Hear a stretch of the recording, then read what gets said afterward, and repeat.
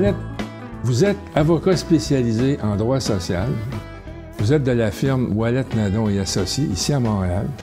C'est très actif. Mais c'est quoi le droit social? Le droit social, c'est composé a priori de toutes les lois qui ont pour objectif par l'État d'assurer le droit à la santé et à la sécurité, le droit à l'assurance chômage ou assurance emploi maintenant, un droit à un niveau de vie suffisant, le droit à l'aide sociale. Donc, c'est une composante qui regroupe toutes les lois statutaires qui ont résulté éventuellement des luttes qui ont été faites dans les années 50, 60, lutte syndicale, lutte des groupes communautaires pour répondre aux besoins des personnes puis maintenir la dignité des gens. Ce sont des luttes qui ont été gagnées. Il y a eu des droits qui ont été inscrits quelque part dans une réglementation, dans un cadre juridique. Mais si vous êtes là, c'est parce qu'il y a quelqu'un qui n'applique pas ces normes ou qui veut pas les donner ou... Non, ça veut dire que le maintien des lois en question ou l'interprétation des lois en question demeure une lutte. Il est clair qu'on peut, en droit, interpréter un mot de différentes façons. Seulement, nous, on dit toujours, on est là pour reculer le moins possible et à l'occasion réussir à avancer. Mais souvent, lorsqu'on va avancer, c'est grâce à un combat juridique qui est lié à une lutte sociale ou politique.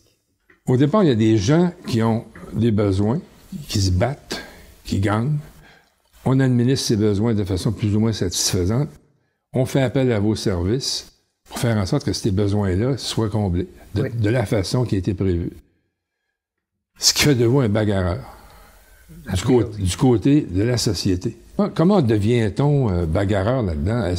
Comme à peu près tous les avocats qui sont passés à notre bureau, parce qu'il existe depuis 1982, on est soit en origine éventuellement de milieu social où le combat politique et social était fondamental dans leur milieu en question, ou encore par des événements particuliers. Moi, mon événement particulier, c'est que je travaillais dans une shop d'aluminium et à très jeune âge, et vers 14 ou 15 ans, j'ai vu un adulte qui recevait sa paye. À l'époque, là, c'était dans les petites enveloppes brunes. On se trompe pas d'enveloppes brunes, n'est-ce pas?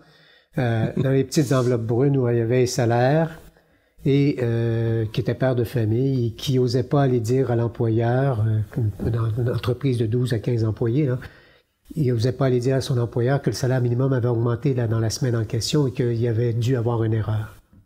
Alors donc, ça m'est toujours resté dans l'esprit que quelqu'un qui pour moi était une force de la nature, là, on était dans une shop d'aluminium, démouler des moules, etc., là, il pelletait, je sais pas moi, 2000 ou 3000 livres de sable tous les jours et il avait peur d'aller demander à son employeur d'ajuster son salaire au salaire minimum. C'était un peu l'école qui m'a amené éventuellement à devenir avocat en droit social. Les luttes qui ont été menées puis les lois sociales qui ont été adoptées, c'est pour préserver la dignité des gens. D'ailleurs, la majorité du temps, les luttes qui fonctionnent, c'est justement parce qu'ils fonctionnent sur la défense de la dignité. Pourquoi on rencontre finalement très peu d'avocats spécialisés en droit social? Parce que c'est pas payant.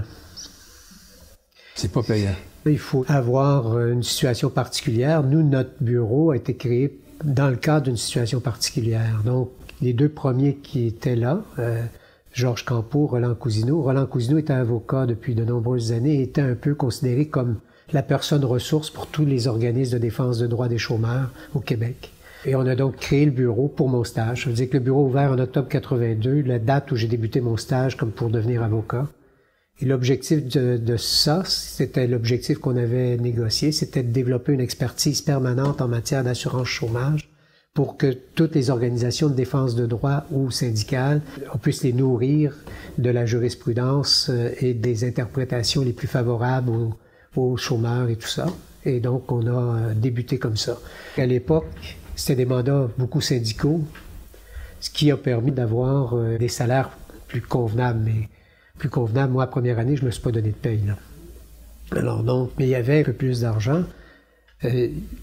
Par la suite, on a toujours conservé les mandats syndicaux, mais les centrales ont commencé à développer eux-mêmes leur expertise. Oui. Et donc, là, par la suite, il y a véritablement des mandats d'aide juridique qui ont été principalement la source de revenus. Et là, les mandats d'aide juridique,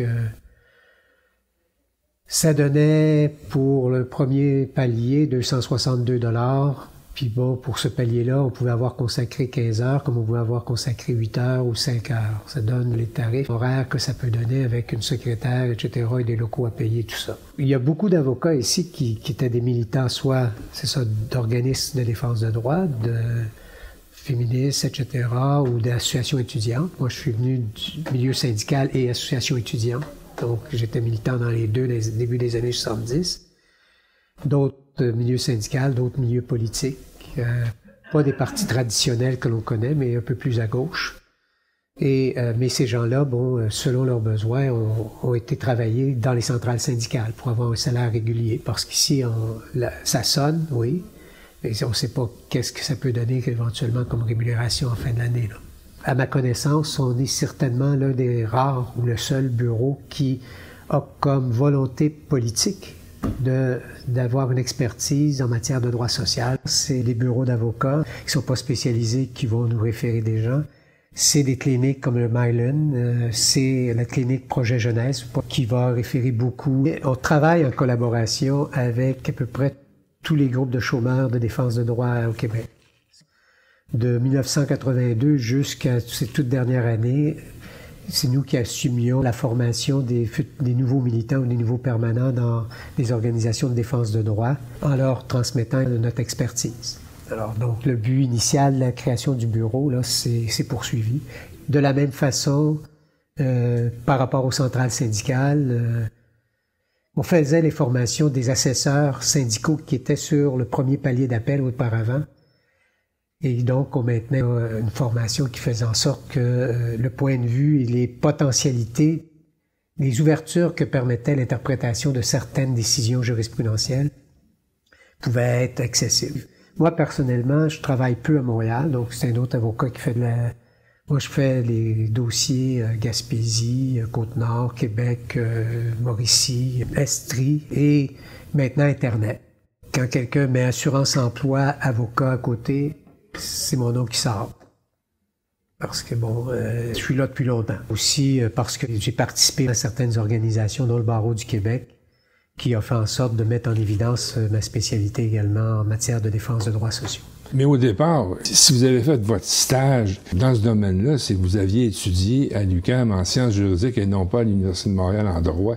Il y avait une grosse différence à l'époque, là. C'était l'orientation du cours lui-même. Pourriez-vous nous en parler un peu? Oui, à l'époque, sciences juridiques découlait d'une volonté gouvernementale de développer des avocats qui seraient aussi experts pour le contexte social des personnes économiquement défavorisées.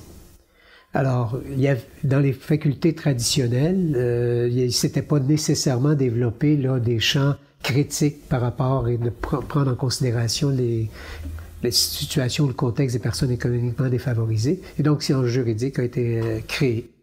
A été fermé une année par le ministre Cloutier parce qu'il considérait que c'était une gang de communistes. Le ministre François Cloutier, oui, sous Bourassa. Sous Bourassa.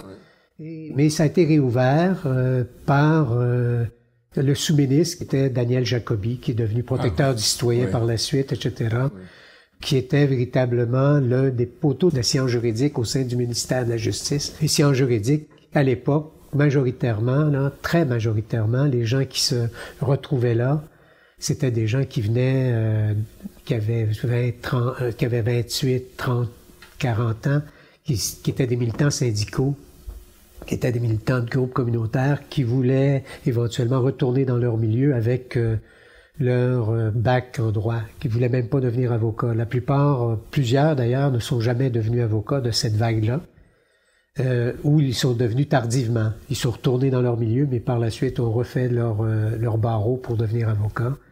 Ouais, bon, mais je prends un de ceux que vous avez déjà interviewé, Victor Leroux. Ben, lui est retourné dans le milieu syndical. Il a fait son bac. Et puis bon, Victor, ben, moi je l'ai connu quand j'étais étudiant en sciences jures, là, donc c'était un collègue d'études. Et donc ça permet éventuellement d'aborder le droit toujours dans une notion critique. C'est-à-dire que puis de considérer que rien n'est acquis.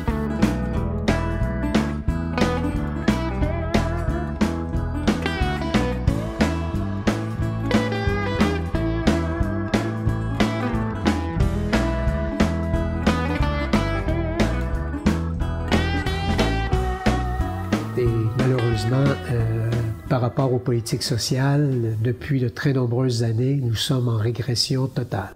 Pas par rapport nécessairement à la défense, nous on défend, mais si je prends mon secteur spécialisé, l'assurance-emploi, les périodes de prestation ont minimalement été réduites de moitié de la durée.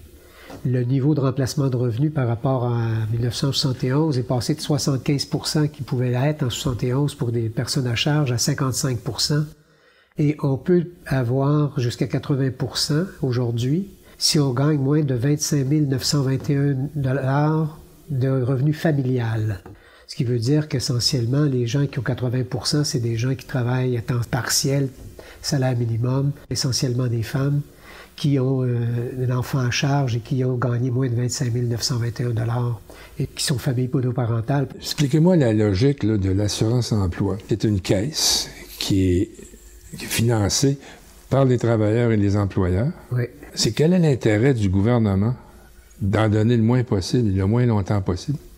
Parce que les lois sociales ont toujours été bâties en fonction d'acheter la paix sociale.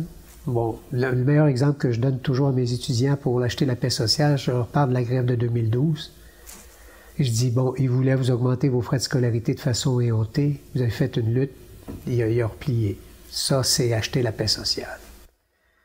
La loi sur l'assurance-emploi, il faut pas qu'elle soit trop généreuse pour ne pas qu'on développe un présumé chômage volontaire.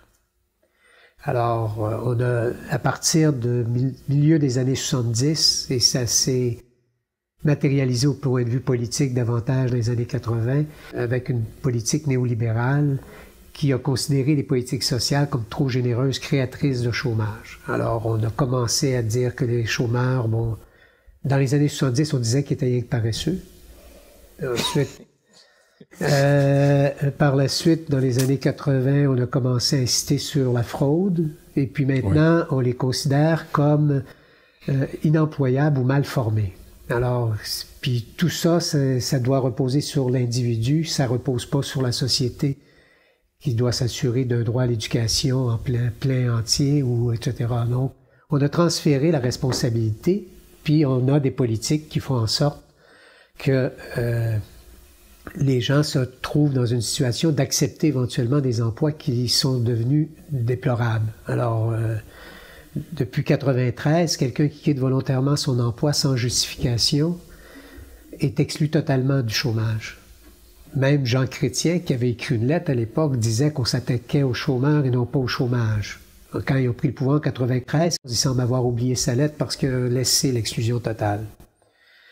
Mais ce qui apparaît assez clairement, c'est que là, l'exemple qu'il donnait, c'était une femme qui subissait de l'harcèlement.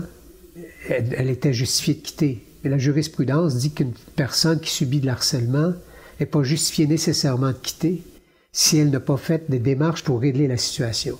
Mais on sait, en tout cas nous, on voit très clairement que le monde qui sont harcelés souvent intériorise le harcèlement puis vont quitter plutôt que de faire des vagues. Mais avec la vague, moi aussi, MeToo, est-ce que ça a changé quelque chose? Là, on est avec un nouveau tribunal qui ne publie pas les décisions du premier niveau, donc il n'y a pas beaucoup de transparence. Bon, il semble que des nouvelles nominations avec le nouveau gouvernement vont changer cette situation-là. Mais donc, on peut pas mesurer encore les impacts aussi rapidement en droit. On mesure des impacts en droit sur la jurisprudence 3 ou 4 ou 5 ans après les événements, les mouvements sociaux et tout ça. Il faut que le temps des procédures se fasse et que les décisions soient publiées. Vous parlez de Jean Chrétien, vous parlez d'assurance-emploi. À l'époque, ça s'appelait l'assurance-chômage. Il y avait la caisse d'assurance-chômage et on accuse, a-t-on raison ou non, vous allez me le dire, on accuse Jean Chrétien d'avoir volé la caisse d'assurance-emploi. Jean Chrétien n'a pas volé la caisse, il a détourné les cotisations. Alors, bon, c'est pas pareil. C'est pas lui qui a fait le vol final, c'est Harper. Alors, il faut se rappeler d'une chose dans un premier temps. Quand le fédéral n'avait pas juridiction en matière d'assurance chômage, la première loi d'assurance chômage qui a été adoptée par Bennett, là, a été jugée inconstitutionnelle parce que ça interférait avec le contrat de travail qui était de juridiction des provinces. Le fédéral a vendu qu'il était le seul à pouvoir financer un programme d'assurance chômage et de 1940 jusqu'à 1990, le fédéral finançait en partie le régime d'assurance chômage. Dans certaines années, il finançait jusqu'à 56% les dépenses du régime d'assurance chômage, dont toutes les prolongations liées au taux de chômage des régions. Quand le fédéral s'est retiré en 89, il a fait un trou de 25% dans la caisse. Ça, c'est le début de la fin, c'est Mulroney qui commence ça. Et là, en 1994... Excusez, mais vous dites un trou là, de 25%, mais il a fallu le combler, ce trou-là. Là. Alors, on l'a comblé en réduisant l'admissibilité, en réduisant la durée et tranquillement, pas vite. D'ailleurs, il y a un tableau. Toutes les modifications à la loi sont passées par le budget. Il n'y a jamais eu, à ma connaissance, et habituellement, je suis assez bon là-dessus, jamais eu, depuis 1990, de loi amendant la loi sur l'assurance chômage ou la loi sur l'assurance emploi avec un débat portant seulement sur ça. Ça se trouve à la page 328 du... Des trucs épais. C'est en plein ça. Ça veut dire des lois mammouths budgétaires qui ont été là. Alors, en 94-95, il y a eu une grande consultation qui était la consultation exhortée sur l'ensemble de la sécurité sociale qui occupait plein de monde dans les syndicats, dans les groupes communautaires, parce qu'il y avait produit un document, notamment de l'assurance chômage à l'assurance emploi, qui était horrible comme scénario. Et donc, tout le monde s'est occupé. En 94, Paul Martin a fait son budget. C'est là où est devenu ce qu'on appelle le trou du printemps, où la période de prestation a fait en sorte que de plus en plus de gens qui occupaient des emplois temporaires ou saisonniers se sont retrouvés à ne pas avoir de chômage pour toute la durée de l'année, soit l'addition de la période de chômage et de la période de travail. Et en 95, le mode de financement de la Caisse était calculé sur la moyenne des besoins des 3 dernières années. Vous comprenez que quand il y avait un ralentissement économique, le taux de cotisation augmentait. Alors, Paul Martin a dit que c'est anticyclique. Il faut résoudre ce problème-là. Il faut trouver un nouveau mode de financement de la Caisse. Et donc, il a vendu. Et les centrales syndicales ont notamment accepté cette position-là, à savoir qu'il fallait créer une réserve. Ce que moi, j'ai entendu dans les jeux de corridor, est-ce que c'est exact, pas exact, je ne sais pas, mais c'était 5 milliards qui se prenait comme réserve. Lorsqu'il a mis en place cette formule de calcul, la réserve en 96 était déjà atteinte. Mais bizarrement, ça a monté, tranquillement, pas vite. Et là, vers 19 milliards, ben là, la CSN et le syndicat des travailleurs d'Arvida ont dit fini et folie, là, on détourne les cotisations d'assurance chômage à d'autres fins. Qu'on se comprenne, le 19 milliards... C'est comptabilisé dans les comptes publics, c'était un compte à fin déterminée dans le budget général de l'État. Le vérificateur général des années 80 avait dit, compte tenu que le fédéral finance le régime, il faudrait que ce soit dans le palier budgétaire normal, dans le fonds consolidé. Donc, on a rentré la caisse dans le fonds consolidé comme écriture comptable. Donc, il y avait 19 milliards de comptabilisés de cotisations. Et là, on a commencé le recours. Ça a le prix de quelques années. Ça s'est rendu jusqu'à la Cour suprême. Et la Cour suprême a considéré que les formulations qui étaient faites maintenaient le lien avec la caisse. Quand on est rendu à la Cour suprême, on est rendu à 40 milliards d'accumulés dans la caisse. Sauf pour 2 années où là, il faut savoir qu'on est avocat puis qu'on s'oppose à l'État. L'État, à chaque palier de à chaque niveau juridictionnel, change la loi pour essayer de rendre plus confus le recours. Donc, il avait changé éventuellement les modalités. Puis, pendant 2 ans, ils ont tellement changé les modalités que la Cour suprême a jugé que ça n'avait plus de lien. Ils ne pouvaient plus démontrer le lien. Et donc, que toutes les cotisations de ces 2 années-là, qui correspondaient à environ 45 milliards, étaient inconstitutionnelles. Alors, les libéraux perdent leur pouvoir. Harper arrive, adopte rétroactivement les 2 années comme cotisation au régime. Et en 2010, on va effacer 57 milliards. Il dit compte d'assurance emploi, ça n'existe plus. On crée le compte des opérations de l'assurance emploi rétroactivement au 1er janvier 2009. Qu'est-ce qui se passe au Canada en 2009? Une crise économique. C'était pour la première fois que la réserve aurait servi à faire en sorte que le taux de cotisation n'augmente pas. Et bien là, il crée un trou de 9 milliards. Et donc, ça va lui donner en plus le bénéfice d'augmenter les taux de cotisation. Et là, à nouveau, un recours sera pris par la CSN et la FTQ. Dès la Cour supérieure, la juge de la Cour supérieure dira que le recours est rejeté parce qu'il n'y a aucune chance de succès. On va monter jusqu'en haut. On pensait, nous, que le juge avait maintenu le lien en raison de la création de la réserve, selon le texte qui avait été écrit dans son... Mais nous dit que non, c'est correct parce que c'est rien qu'une écriture comptable et par conséquent, c'est juste à titre informatif que l'on a ça. Ce qui veut dire qu'on a réussi à effacer 57 milliards financés par les coupures qu'il y a eu au régime de façon systématique, en plus des taux plus élevés que les besoins du régime. Une partie de la Caisse d'assurance-emploi sert maintenant à l'aide sociale, aux mesures dites d'intégration au travail. À savoir que quelqu'un qui est coupé au chômage, s'il n'y a pas d'économie puis qui est bien pauvre, peut éventuellement avoir accès à l'aide sociale. Et là, à l'aide sociale, maintenant, si c'est la première demande qui arrive, bien là, maintenant, il arrive avec une porte fermée. Tu n'as pas droit à la loi sur l'aide aux personnes et aux familles. Tu as droit à une aide seulement si tu embarques dans un programme d'objectif emploi. Donc, tous les primo-demandeurs, maintenant, se voient obligés pour avoir un chèque de participer à des mesures. Et s'ils ne participent pas, bien, ils pourraient se faire couper totalement leur chèque. Et donc, il n'y a plus droit à l'aide sociale au Québec depuis les toutes dernières années là, où ce programme-là a été adopté.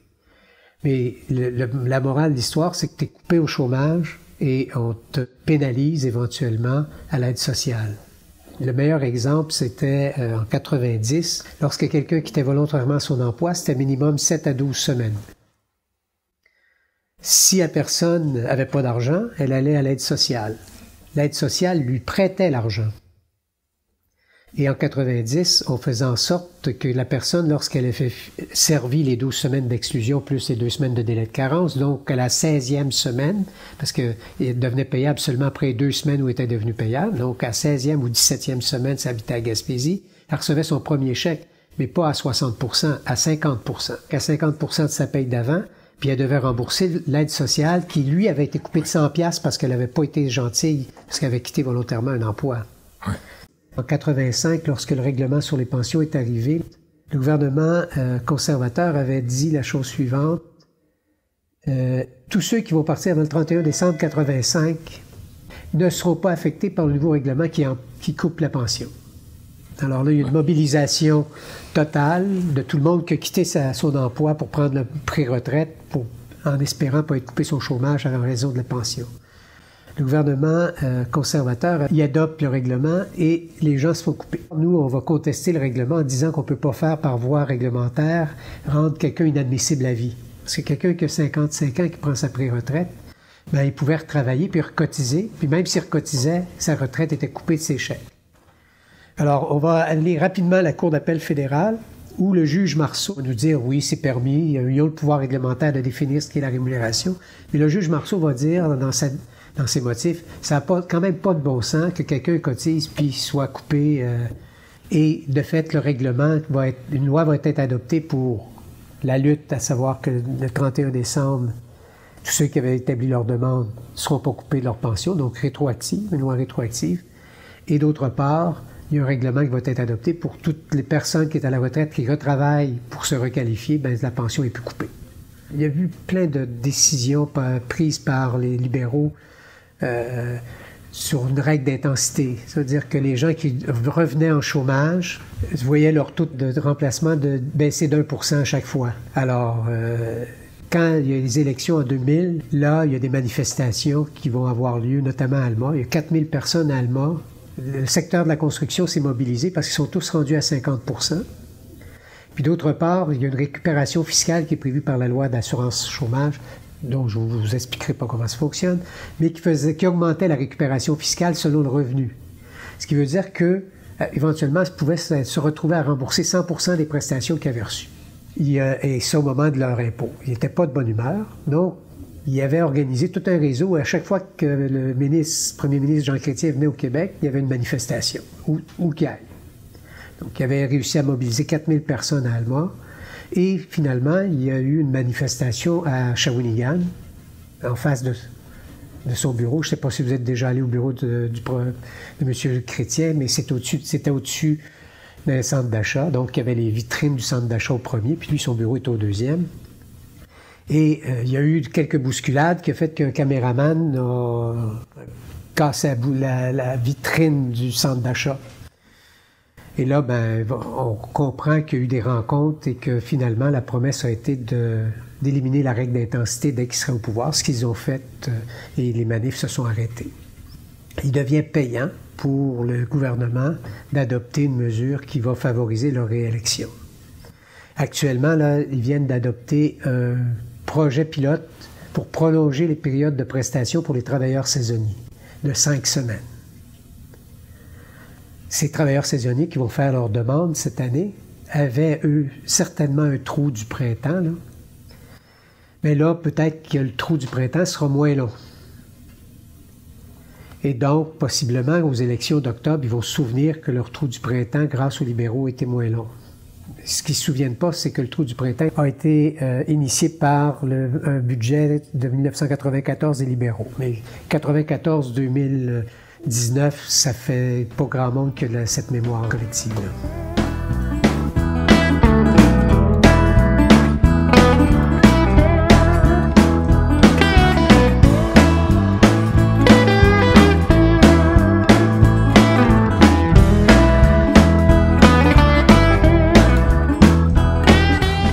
Typiquement monoparentale, qui s'est fait bloquer par le fédéral, qui a de la misère avec le provincial, qui vient vous voir, aidez-moi, monsieur. Oui. Vous embarquez dans une cause comme ça, ça va être long. Vous le faites comme un pro bono, vous le faites... Non, c'est-à-dire qu'à l'aide sociale, minimalement, ils ont tous droit à l'aide juridique.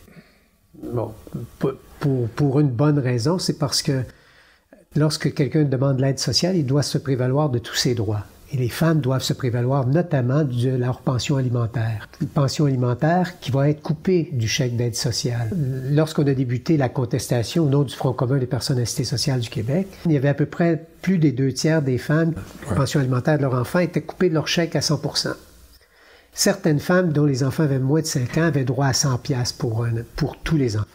Ça, c'était avant le début du recours. On prend un recours, le gouvernement va réagir. Alors, c'est ce que nous, dans le langage, on appelle le dialogue entre les trois pouvoirs, entre le pouvoir exécutif, le pouvoir législatif et le pouvoir judiciaire. Le pouvoir exécutif, il donne des mandats à ses avocats pour dire qu'il n'y avait pas de problème avec couper la pension alimentaire et que c'est pas discriminatoire ou quoi que ce soit. Mais pour avoir l'air moins pourri, des fois, ils modifient la loi. Alors, dans ce cas-ci, ils ont modifié la pension alimentaire, 100$ pour tous les enfants. Ce recours-là a pris fin parce que les deux personnes à qui on réclamait de l'argent rétroactivement, on a effacé leur dette, alors on a repris un autre recours. Et là, ça s'échelonne sur quelques années, ça, là. Hein? Et le deuxième recours a fait en sorte que lors du dépôt à la Cour supérieure de l'expertise de Ruth Rose, qui est une économiste qui est bien connue par le mouvement des femmes et tout ça, qui travaille, est venue démontrer que ça n'a pas de bon sens. Pendant la procédure judiciaire, là, les personnes ont droit à 100$ par enfant. Donc maintenant, une pension alimentaire, donc de 500$, si elle a 2 enfants, cette personne-là, il y aura sur son chèque de 670$ environ par mois, on coupera seulement que 300$. Et si elle est primo-demandeur et qu'éventuellement on n'accepte pas ses motifs pour refuser un emploi, on y coupera 56$ la première fois son chèque mensuel. Si c'est une deuxième fois sans motivation adéquate, selon eux, ça sera 112$, puis plus de 2 fois, ça sera 224$. Mais là, on est généreux.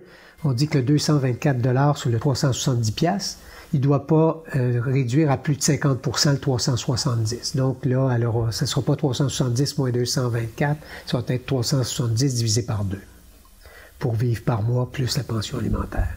Ça, c'est le genre de dossier que l'on a mené ici, qui ne sont pas nécessairement les plus payants. Lorsqu'on plaide sur un mandat d'aide juridique, la charte, je dis toujours, c'est la meilleure façon de fermer un bureau. Mais on a réussi à demeurer ouvert souvent, même quand on a fait plusieurs dossiers sur la charte, qui ont fait en sorte qu'à l'occasion, majoritairement, les dossiers sont perdus depuis quelques années. Moi, j'étais un des rares dans les bonnes années de la charte, dans le début de son application, où j'ai gagné une question de droit social qui était éventuellement à la limite de 65 ans. c'est la cause de Mme Tétro-Gadouri, qui est une dame qui, à 58 ans, son chum l'a laissé. Elle s'est trouvée un emploi au comité de logement Petite-Patrie. Mais elle travaillait 6 mois par année, puis elle avait éventuellement du chômage. Puis quand elle a eu 65 ans, ben, on lui a dit, « Madame, vous avez droit à 3 semaines, c'est la montre en or de l'assurance chômage. » Alors donc, on a coupé son chômage. C'était en 1986. Et la position de l'organisme de défense de chômeurs disait, ça, cette limite d'âge-là, on devrait la faire sauter. Alors, le groupe de chômeurs nous envoie Mme Tétro-Gadouri à nos bureaux, puis on dit, bon, on y va. On est donc monté jusqu'à la Cour suprême, et de fait, la Cour a finalement considéré que dans le cadre du droit à l'égalité, c'était pas une atteinte minimale, qu'il y avait d'autres moyens, dont les déductions de la rémunération, etc., de la pension, quoi que ce soit, qui avaient déjà été mis en place en 85. Et donc, par conséquent, cette limite d'âge-là était totalement inadéquate. Ça a pris combien de temps? 86 à 1981. Donc, 5 ans. Pendant 5 ans. Et ça vous a rapporté combien, juste pour qu'on se comprenne? Là. Je me souviens plus du montant. Tout ce que je sais, c'est qu'on avait été en conciliation pour... parce qu'on estimait que le montant de l'aide juridique qu'il nous avait payé était inadéquat et que le juge a considéré qu'il nous avait trop payé, mais qu'il ne nous a pas demandé qu'on rembourse. Alors, donc, c'est un prix ridicule par rapport au travail, parce que l'évolution du droit à l'égalité faisait en sorte qu'on devait démontrer beaucoup de choses. Par la suite, j'en ai fait un autre dossier qui est Mme Périgny. C'était une mesure adoptée par les libéraux en 1978 qui voulait s'assurer que les femmes ne fraudent pas l'assurance chômage. Savoir qu'il y avait une étude en 1976 démontrant que les femmes duraient plus longtemps en chômage que les hommes. Alors, on a pensé que les femmes devaient s'occuper de leurs conjoints, comme dans la vieille mentalité, et qu'elles restaient en chômage parce qu'elles fraudaient, elle n'était pas dans l'esprit d'une recherche d'emploi adéquate. On a donc imposé une nouvelle condition. Pour elles, le discours de l'époque, c'était surtout les femmes, devaient démontrer qu'elles étaient membres de la population active au-delà de l'année de référence habituelle. Et si elles ne le démontraient pas, bien, ça donnait 20 semaines. Dans le dossier de Mme Périgny... Mais c'est épouvantable, ça. Il fallait prendre 20 semaines pour se qualifier. Et donc, dans le dossier de Mme Périgny, au départ, c'était sous mandat d'aide juridique. Par la suite, il y a eu le programme de contestation judiciaire qui a été mis en place par les libéraux, qui a financé éventuellement là, une partie des recours. Là, on était adéquatement payé par le programme de contestation, mais ce programme-là a été aboli dès que Mulroney est rentré au pouvoir, a été rétabli quand Chrétien a été rentré au pouvoir, a été aboli par Harper, et annoncé depuis 2016 dans le premier budget libéral, a été rétabli. Donc, cette notion de personne qui devient ou redevient membre de la population active, qui se faisait imposer 20 semaines, a été augmentée en 1996 par les libéraux à 26 semaines. Et là, c'était plus les femmes qui étaient dans le champ de tir, c'était les jeunes. On voulait que les jeunes, on considérait que c'était inéquitable que des jeunes se qualifient au chômage et puissent aller sur des mesures de formation payées avec un chèque de chômage par rapport aux étudiants qui, eux, étudiaient puis s'endettaient avec les prêts et bourses. Puis pour les convaincre de ne pas aller sur le chômage, on a augmenté ça à 26 semaines, qui est devenu en janvier 2017 910 heures. Ça, c'est le meilleur coup publicitaire qui a jamais eu été fait en matière de chômage. Les libéraux ont laissé croire que pour qualifier les gens qui travaillaient à temps partiel, le passage aux heures était la solution. Sauf qu'ils ont oublié de mentionner qu'ils ont choisi une semaine étalon de 35 heures. Ce qui veut dire que tous les gens qui ne se qualifiaient pas avant avec une semaine assurable, peut-être 15 heures ou 20% du maximum assurable, parce que des magasins comme Simpson, Sears faisaient travailler les femmes 14 heures pour ne pas avoir à payer cotisation. Mais là, ils ont choisi 35 heures, mais toutes ces femmes-là qui travaillaient 10 heures, 14 heures, mais ça leur a pris une éternité avant de... Et donc, plusieurs ne se sont pas qualifiés. De fait, dès l'entrée en vigueur du système, en 98, 20% des femmes ont été coupées du chômage. Il y a eu une baisse de 20% des femmes qui ont été coupées, des jeunes 18% dans les rapports de contrôle et d'évaluation. Les libéraux ont réussi à faire croire aux gens que c'était pour faciliter l'accès aux gens à temps partiel. Ça les a presque tous sortis du système. Avant, quelqu'un qui travaillait 20 semaines, 15 heures par semaine, 300 heures, se qualifiait au chômage pour une durée quand même assez importante. Aujourd'hui, 20 semaines, 15 heures, 300 heures, la norme minimale, c'est 420. Et même plus dans le système. On oublie ça.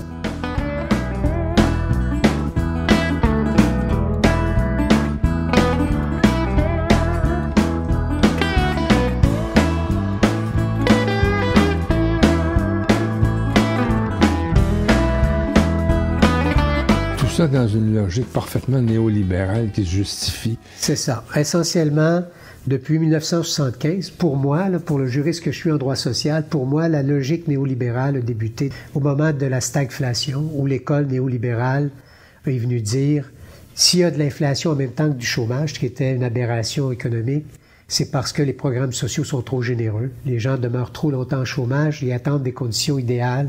Par conséquent, on doit les payer trop cher éventuellement, et donc il faut baisser tout ça. Et à partir de 1975, on a été le début de la transformation autant des politiques d'assurance chômage qu'éventuellement à l'aide sociale, où on va gérer l'aide sociale en fonction du rapport au marché du travail et non plus par rapport aux besoins essentiels.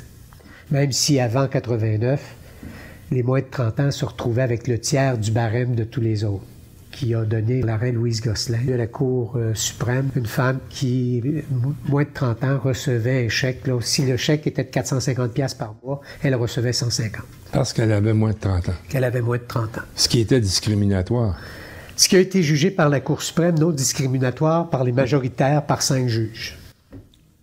Les 4 autres juges ont dit que c'était discriminatoire, mais il y en a 5 qui ont considéré que c'était pas discriminatoire.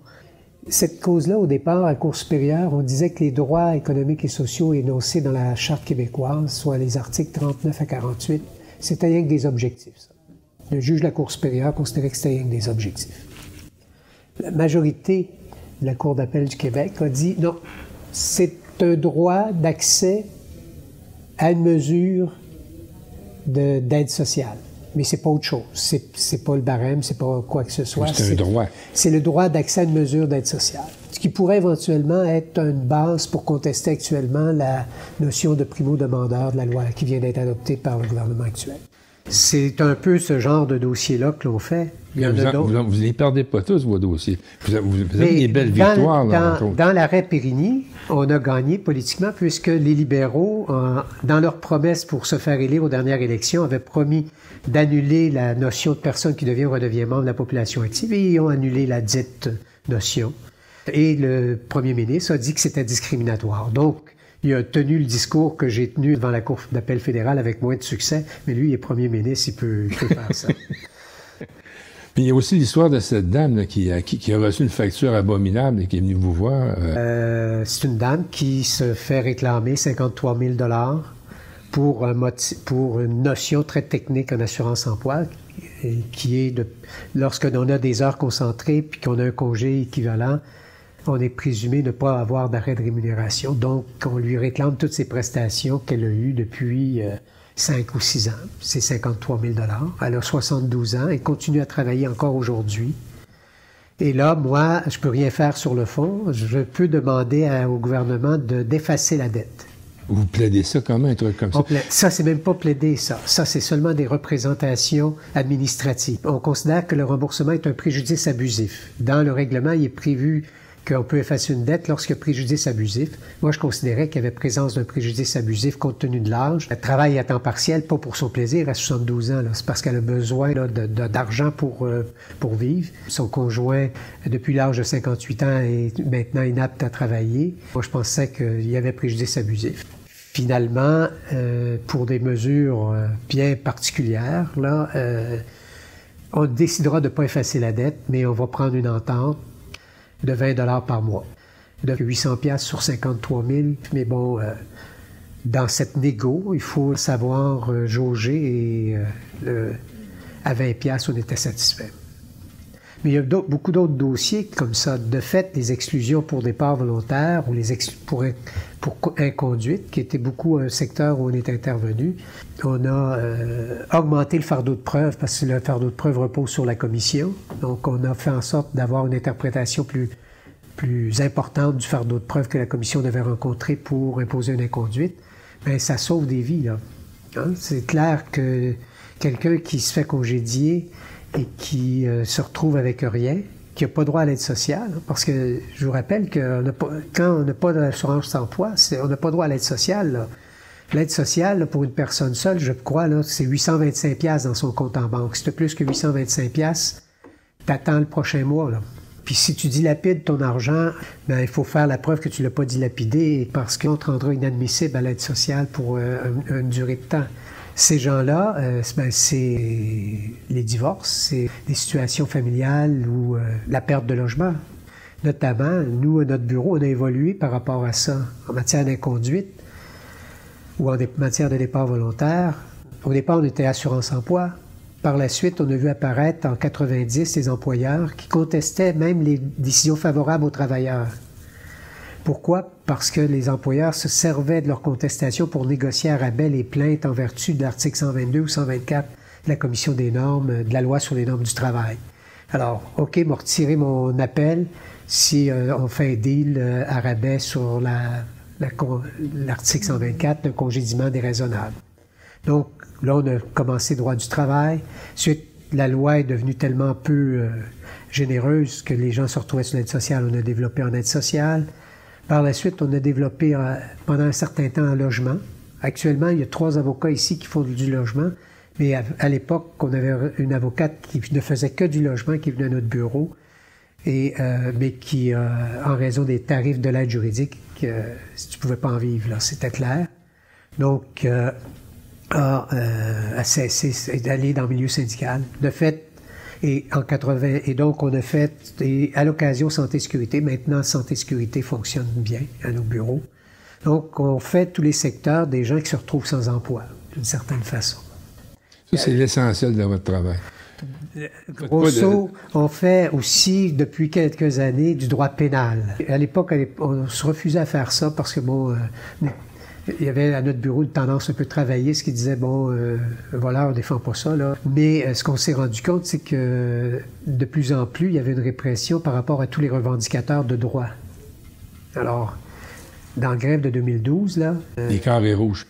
Ben là, il y avait un des avocats qui se retrouvait dans une situation où il cherchait un bureau. On a dit, ben viens-t'en. Donc, maintenant, les gens qui travaillent avec lui sont majoritairement des nouveaux avocats et avocates. Là, je parle plus d'avocats. Les nouvelles avocates qui sont joints à lui étaient, eux, du comité juridique de l'AC, qui sont maintenant avocates maintenant à notre bureau. Ça, c'est dans tous les groupes de défense de droit, centrales syndicales. Il y a cette génération de 2012 qui commence à intégrer le marché du travail et qui vont dans plusieurs secteurs comme notre bureau ou dans les centrales ou tout ça. C'est des bonnes nouvelles de ce côté-là. Il y a une belle relève qui s'en vient. Il y a une excellente relève. On espère qu'elle ne va pas se décourager en raison des barèmes. On a redéveloppé des systèmes de référence des syndicats qui permettent d'aller chercher une rémunération convenable. Et là, rémunération convenable, on s'entend que c'est dans notre tête, c'est une rémunération convenable pour quelqu'un en droit social. C'est pas ce qu'on peut imaginer de rémunération là, générale. Il y a des gens ici qui gagnent moins de 30 000 $, qui sont avocats. Mais si vous continuez, si vous lâchez pas, il y a un côté de vous qui est très optimiste. Vous croyez que quelque part, la situation va évoluer, vous allez sortir d'une espèce de tunnel noir. Là. Ça doit vouloir déboucher vers quelque chose. Dans notre travail, ce qui est revalorisant, c'est que l'effet est immédiat. Quelqu'un là à qui on gagne par une mesure exceptionnelle à l'aide sociale, de garder son chèque d'aide sociale, va peut-être pouvoir se payer ses médicaments. C'est les petites victoires. Bon, on est au front pour à la frontière d'une certaine façon des droits. Nous, on est des garants de pas essayer de reculer. Bon, moi, si dernièrement là, j'avais des gens à qui on réclamait 57 000 $ chacun, pas la même dame, mais 57 000. Ben, ils se sont retrouvés avec 2 000 $. Vous comprenez que 57 000 à 2 000 $, ils sont... peut-être qu'ils vous divorceront pas. À 57 000, peut-être que le divorce était en vue ou faillite, ou etc. Donc, c'est des victoires à la loupe, mais on est à la frontière. Nous, les juristes en droit social, on ne s'illusionne pas nécessairement sur la bataille. C'est pas nous autres qui menons nécessairement la bataille politique. C'est les groupes de défense de droit. Nous, on peut accompagner ces luttes-là.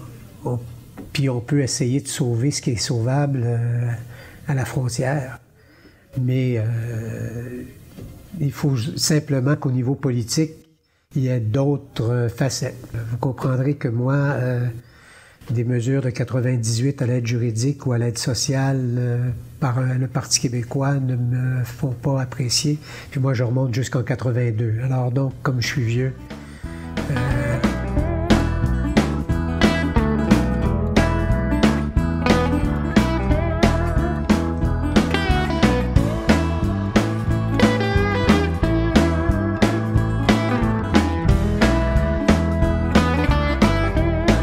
Lorsqu'il y a eu la consultation sur l'itinérance par le gouvernement du Québec, le barreau est intervenu. J'ai présidé le comité des droits de la personne. Le bâtonnier de l'époque, maître Gérald Tremblay, pas l'ancien maire, mais maître Gérald Tremblay, avait demandé à notre comité de se pencher sur cette situation-là parce qu'il trouvait, lui, que ça n'avait pas de bon sens l'itinérance et tout ça. Là. Il avait beau être de grands bureaux, mais animé, je pense, d'une volonté chrétienne de dire, bon, ben, ça n'a pas de bon sens, il faut venir en aide. Et les personnes itinérantes, sont à l'occasion sur l'aide sociale, souvent n'auront pas droit à l'aide sociale. Maintenant, ils peuvent l'avoir droit, même s'ils n'ont pas une adresse. C'est un des avocats de notre bureau, d'ailleurs, qui a plaidé ça pour que les personnes qui demeuraient dans la rue puissent quand même avoir droit à leur chèque sans avoir d'adresse, à condition qu'ils démontrent qu'ils sont à la recherche d'une adresse. Mais dans ce cadre-là, l'une des parties importantes par rapport à l'itinérance du barreau, c'était la judiciarisation des personnes itinérantes. Savoir que depuis 98, toujours on se réfère à la contre-réforme sur l'aide juridique, les personnes itinérantes, s'ils reçoivent un ticket, ils n'ont pas nécessairement accès à l'aide juridique parce qu'ils ne sont pas passibles d'emprisonnement ou encore qu'on considère que ce n'est pas une question complexe. Alors, ils se retrouvent donc avec plein de tickets qui n'ont pas d'aide pour contester ou qui n'avaient pas d'aide à l'époque pour contester. Et on s'est opposé à cette judiciarisation et faire en sorte qu'ils ne se retrouvent pas en prison, parce que la solution, c'était en prison. Le juge en chef de la Cour municipale de Montréal, lui, à un moment donné, a décidé qu'il arrêtait les folies, puis qu'il arrêtait de signer les mandats d'arrestation et d'emprisonnement. C'est une initiative du juge, c'est pas une initiative législative. Tout récemment, la Cour municipale de Québec vient de faire le même choix, là, suite à un événement malheureux, semble-t-il, par rapport à une personne itinérante également. Mais c'est tout nouveau. Et ici, ben là, il y a un groupe, le RAPSIM, et qui a créé la clinique Droit Devant, et la Cour municipale de Montréal a développé une possibilité de représentation accompagnée par des juristes, pas nécessairement des avocats, mais des juristes qui vont faire des représentations là, pour que la personne puisse annuler l'étiquette en faisant des mesures de soins, etc. et tout ça. Il y a des avocates chez nous là, qui font également ce genre de processus-là. Mais la clinique Droit Devant, comme d'autres cliniques, comme Juripop, sont des cliniques qui ont décidé de se financer à même la charité. Personnellement, je pense que c'est pas normal que ces gens-là n'aient pas droit à l'aide juridique et qu'éventuellement, ils ne se développent pas une expertise permanente. Bon, je comprends que des avocates ici depuis qu'on fait du droit pénal, qui commencent à défendre ces gens-là, mais c'est les gens les plus vulnérables et on les laisse accumuler éventuellement d'étiquettes. Et si vous voulez voir, là, bon, quand il n'y a pas de travaux au métro Baudry, ben, nous, on a accès là, véritablement à la vision de policiers qui vont donner des tickets pour utilisation inadéquate du mobilier urbain, à savoir de s'asseoir sur l'endos du banc, ça vaut étiquette, ça. La directrice du Centre des jeunes, ici, qui est une dame qui a créé le Centre des jeunes, qui est sur Sainte-Catherine, qui se promenait à l'époque de la commission parlementaire sur l'itinérance avec son sac de tickets. Et qui lui était remis par les itinérants. Et elle venait au comité, puis elle présentait. Puis là, elle avait, je me souviens plus combien, mais en l'espace de 5 heures, un itinérant, je pense, avait reçu entre 1000 ou 2500 piastres de valeur de ticket. Il avait commencé à engueuler le policier. Ça vaut étiquette, ça. Puis c'est plus cher quand on engueule le policier. Ah ben oui. Alors donc, donc ces aberrations-là, là, et ça, c'est l'utilisation de l'espace public. Hein? Ça veut dire que l'espace public, on privatise l'espace public d'une certaine façon, là. les personnes itinérantes, là, il ne faut pas qu'ils soient là. Quand il y a un festival, là, c'est la distribution d'étiquettes pour les éloigner des zones de festival. Oui, mais vous et moi, on a le droit d'être là. Le vice-président de la Commission des droits de la personne et des droits de la jeunesse va s'asseoir avec son sandwich. Et il y a un parc pas loin, proche d'un métro. Il est habillé à peu près comme vous, le vice-président, là. Puis il y a un itinérant qui est à côté qui mange aussi. L'itinérant va recevoir une étiquette pour lui. C'est ce qu'on appelle du profilage social. Alors, malheureusement, la Ville de Montréal a commencé à reconnaître ça. Les policiers semblent l'avoir reconnu, mais ils ne semblent pas l'avoir mis en application.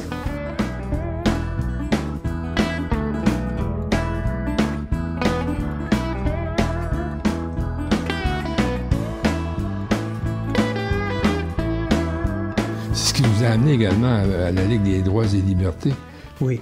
Je suis membre de la Ligue des droits et libertés depuis début des années 90, je pense bien. Et particulièrement, j'ai été plus actif là, dans les années là, 96 ou 2006 environ, où là, la Ligue des droits a promu la reconnaissance des droits économiques, sociaux et culturels au sein de la Charte sur le même niveau que les autres droits. Ils ont refait les représentations internationales, les rapports devant un comité d'experts du Pacte international des droits économiques, sociaux et culturels, qui condamne d'une part le fait qu'il n'y a pas de seuil de pauvreté au Canada officiel. À l'époque, en 98, il n'y en avait pas. On parle d'en faire un là, tout récemment. Le fédéral vient de déposer un projet de loi, le 87, pour mettre ça, un seuil officiel de pauvreté, qui parle de l'assistance sociale qui est inadéquate, du salaire minimum inadéquat, des régimes d'assurance chômage qui sont totalement inadéquats, d'un droit à l'éducation qui n'est pas reconnu, parce que dans notre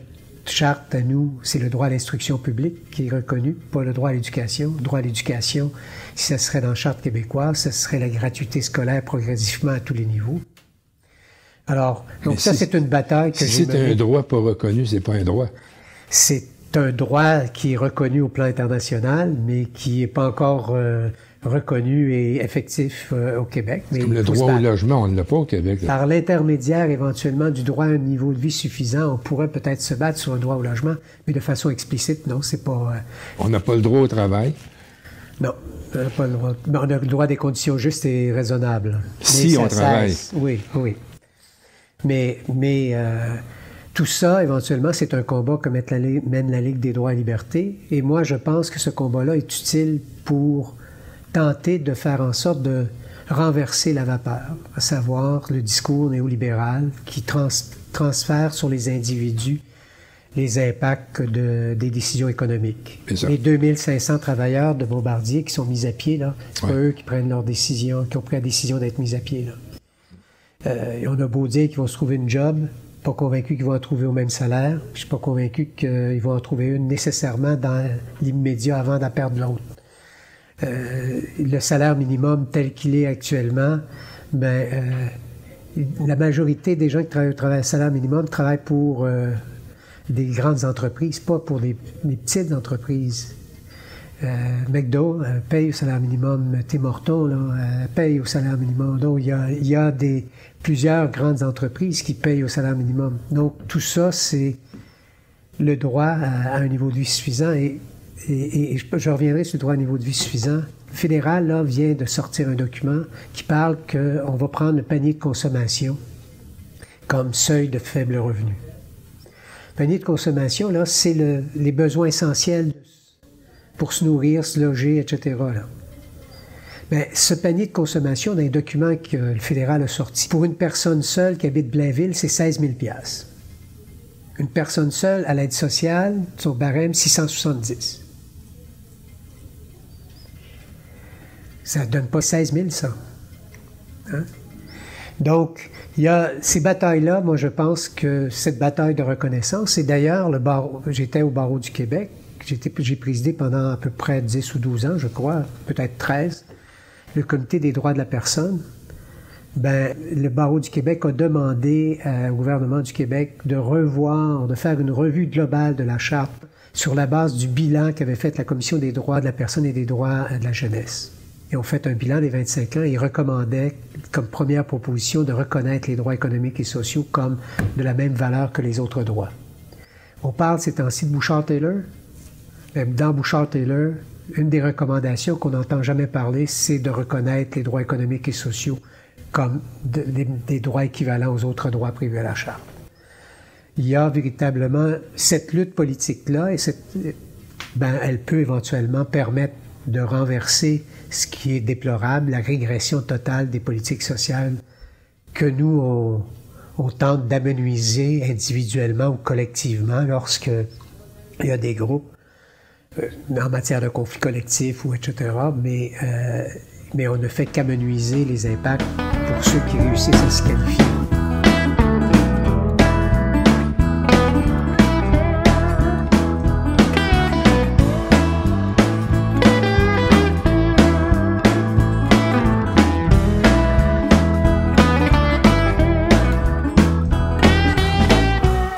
Par rapport à la détérioration des politiques sociales qui s'est faite depuis de très nombreuses années, je pense que la seule façon de modifier le bateau, l'orientation des politiques en question, c'est véritablement une lutte qui va faire en sorte que la majorité des gens vont être convaincus qu'il faut adopter les droits économiques et sociaux.